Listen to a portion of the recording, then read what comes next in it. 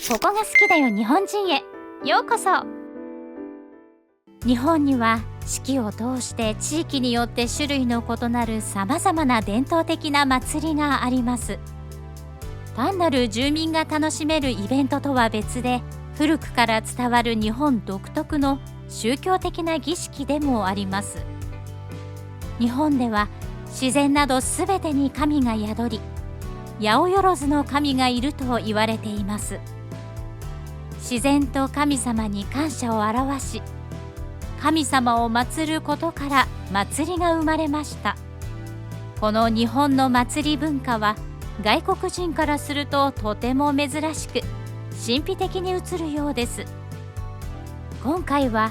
関西地方のあるお祭りに参加をすることで、日本人に対する印象が180度変わったという女性のお話を紹介します。こんにちは、私はエマ。オーストラリアのケアンズ出身の28歳。ケアンズはオーストラリアの中でも有名な観光地で、いろんな国の旅行者が来る。私は旅行者向けに現地をガイドする仕事をしているの。外国人旅行者の中でも特に多いのが日本人ね。オーストラリアは日本との貿易も盛んで、日本語を勉強している人もたくさんいる。私も日本人観光客とコミュニケーションを取れるように日本語を勉強しているのよ。日本人観光客の人たちと話をするといつも感じることだけど、彼らはとても礼儀正しくて、穏やかで静かで綺麗好きな人が多いわよね。私が日本語で話しかけると笑顔を返してくれる。だけど日本人ってあんまり感情を表情に出さないから、何を考えているのかいまいちわからないのよね。ある日、私の職場にワーキングホリデーでオーストラリアに来ているミサトという名前の日本人の女の子が入ってきたの。私は職場の中では日本語が上手な方なのだけど、ミサトが話す日本語は私が学んできた日本語と発音の仕方や語尾などの言葉遣いが少し違っていて、最初はわからないことが多かった。それをミサトに伝えると、日本語には方言があって、住んでいる地域によって同じ日本語でも少しずつ話し方が違うと教えてくれたの。ミサトは大阪出身で関西弁を話すんだって。ミサトはとてもフレンドリーで、日本語や大阪弁をいろいろ教えてくれた。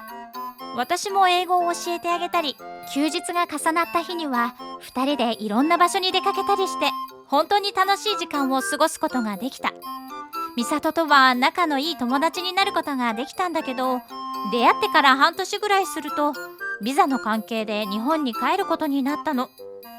ミサトとはその後もずっと SNS などで近況の報告をし合っていた。いつかミサトに会いに日本旅行に行きたいと思って頑張ってお金を貯めたの。日本での実際の暮らしぶりを見てみたいし、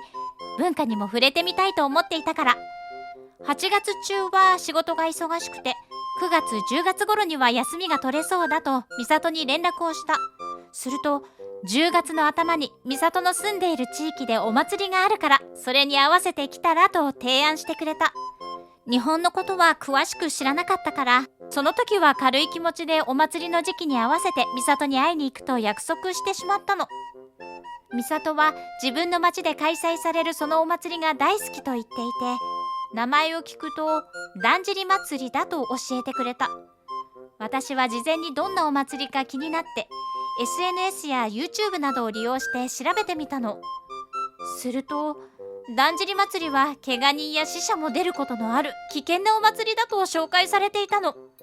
大きな木の塊の家のような乗り物をロープを使って大勢で引っ張っているようだった。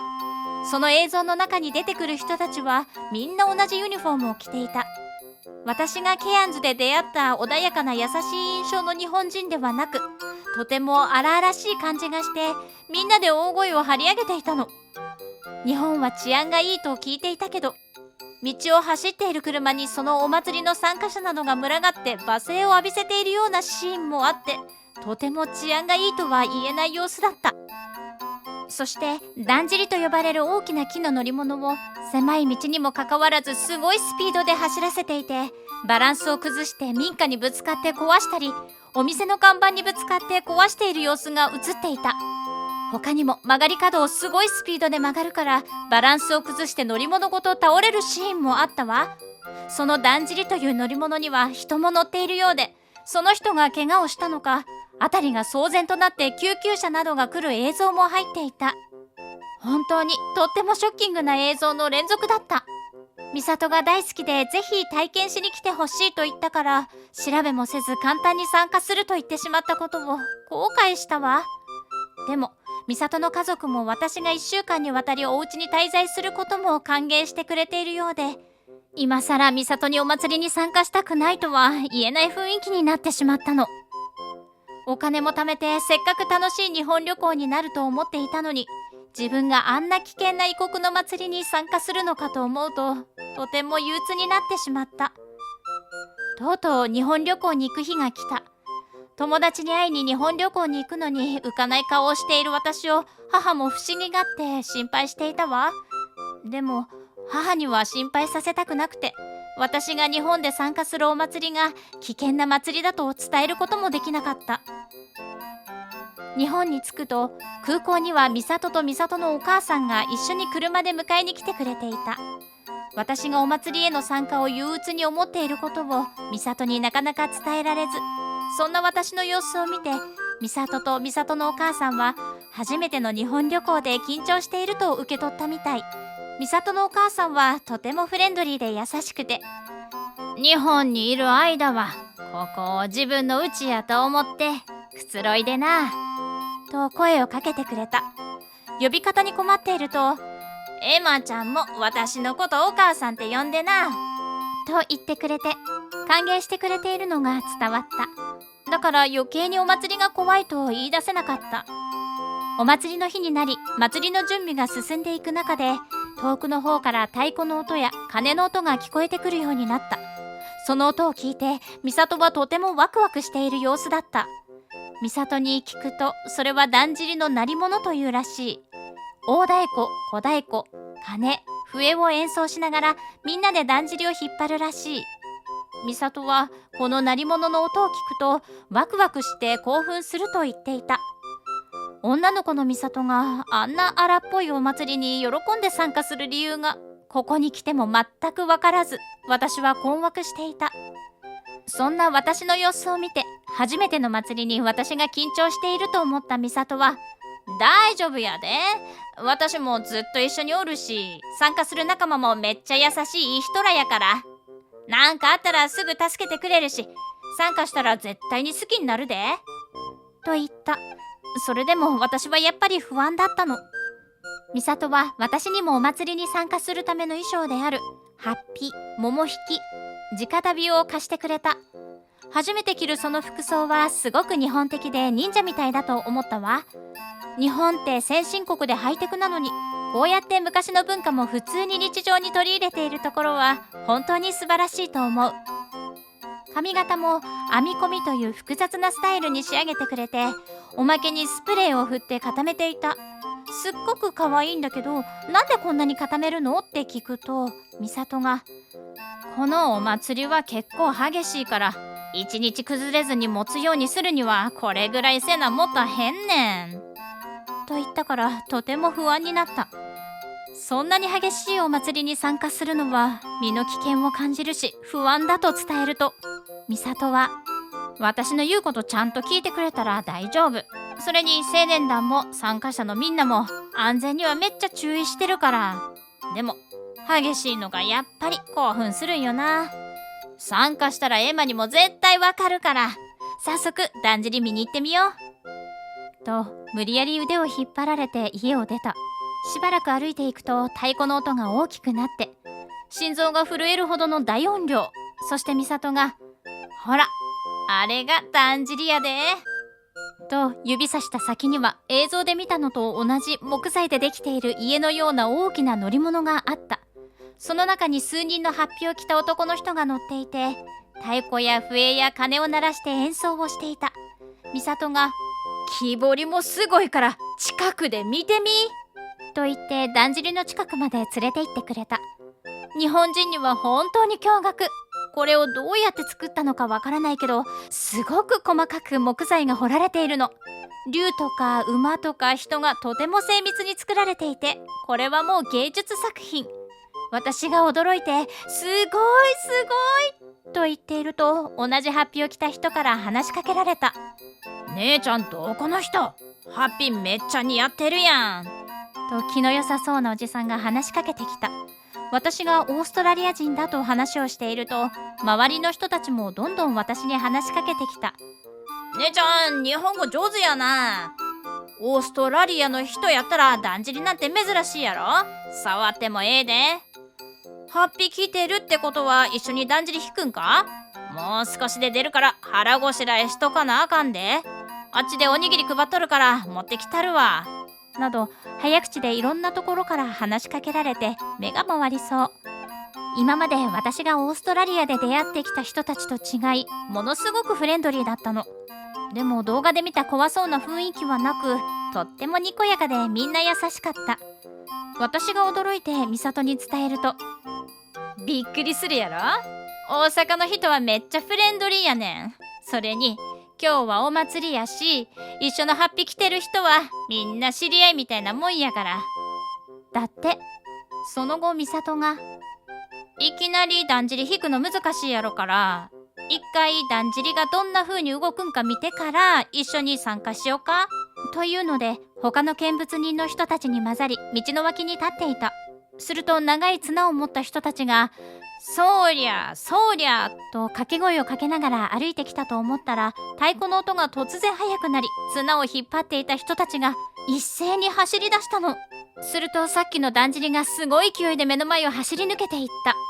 だんじりの周りには男の人たちがたくさんいた。美里は男の人たちは青年団だと教えてくれた。彼らは木でできている大きなだんじりを全身を使ってコントロールしていた。もうそれはすごい迫力で、青年団の男性たちがすごく真剣な顔つきで声を掛け合い、力を合わせてだんじりをコントロールしていた。映像で見ていた時には荒々しい危険な感じがしたが、実際に見てみるととても迫力があり、参加している人の一体感や力強さを感じた。だんじりが1台通ったと思ったら、その後も次から次に迫力のあるだんじりが掛け声とともに駆け抜けていった。何台のだんじりがあるのかと美里に聞くと、この祭りには10カ所の地域から10台のだんじりが参加していると教えてくれた。地域ごとにだんじりやハッピのデザインも異なっているらしい。場所を変えて次は曲がり角でだんじりを待った。だんじりは曲がり角にもかかわらず速度を落とさずに全力で走ってくる。私は映像で見ただんじりが民家にぶつかるシーンや電柱や看板にぶつかるシーン、だんじりが通れるシーンを思い出して恐怖を感じた。あのシーンが実際に目の前で起こってしまうと思ったから。でも全速力で走ってきただんじりは勢いそのままに角を曲がって走り抜けていった。見ている観客からは歓声と拍手が起こった。私もだんじりを引いている人たちのすごい集中力とコントロール力に目を奪われた。あまりの迫力に私も興奮してしまった。前方で綱を引いている人には小学生や中学生も含まれていて、みんなとっても笑顔で元気いっぱい。要所要所に青年団の男の人がいて、みんなの安全を守りながら励まし声をかけている。だんじりに一番近い場所で綱を引く青年団はだんじりを本当に力で引っ張っている。だんじりの後方にいる人は精鋭部隊のように全身を使ってブレーキをかけたり、だんじりを回して回転させている。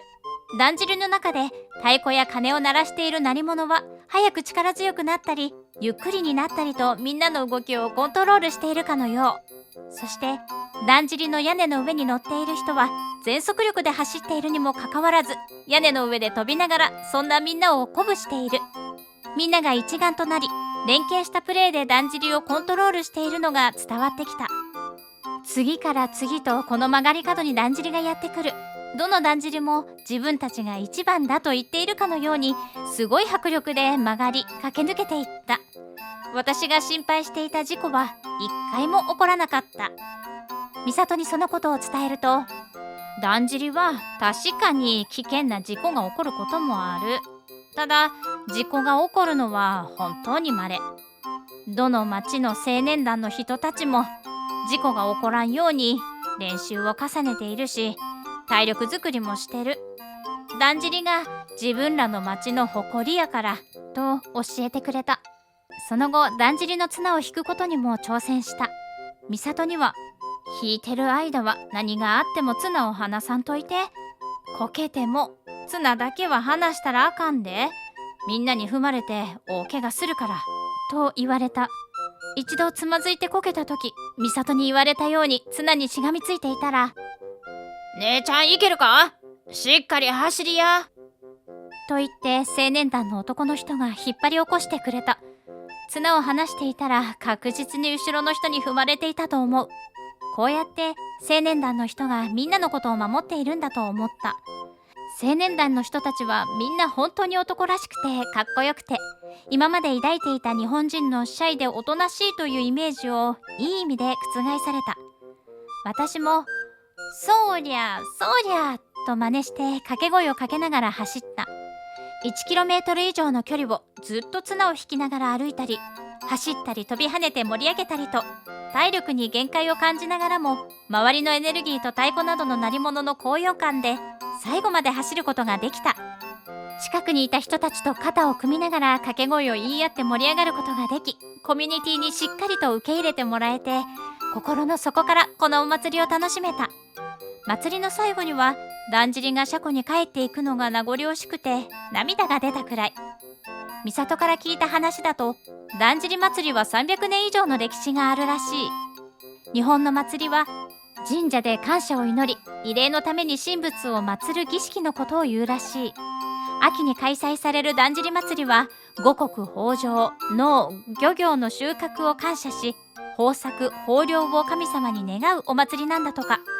祭礼で使われる出汁だから、芸術的な彫刻が彫り込まれ、提灯やぼんぼりなどの装飾も施されているらしい。他の国でのお祭りイコールフェスティバルと、